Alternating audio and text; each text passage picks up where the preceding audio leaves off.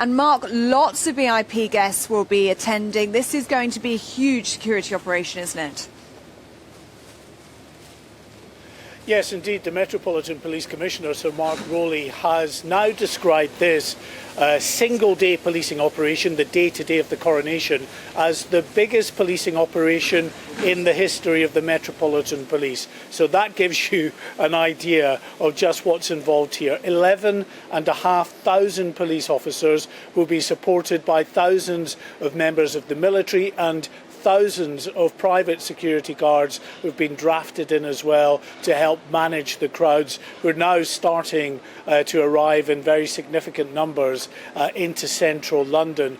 Now, we have from Buckingham Palace had some pictures released from inside the Abbey showing just how resplendent the Abbey itself is looking now, all decorated and ready to receive the King, the Queen Consort and all of these VIP guests for this very special event. Now, we're told that in about an hour's time, the first of the guests will begin arriving here for the many security checks that will have to take place before they're given access to the Abbey. And then right about 9:30 this morning is when we expect the heads of state to arrive and other representatives of countries around the world. They'll be joined after that by former prime ministers from the United Kingdom and then foreign royal family members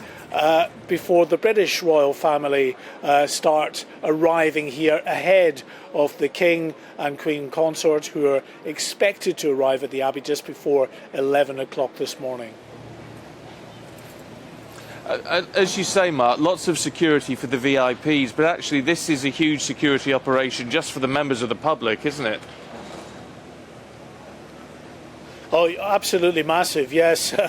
I'm sure exactly the same with you guys, but you know, I was up well before 4 a.m. this morning to get into town, and even then arriving here outside Westminster Abbey, lots and lots of people and lots of security and checks that we've had to go through, the airport-style metal detectors and the like, to get into these especially sensitive areas. But the fact is that there are just so many people who will line the route in the crowd.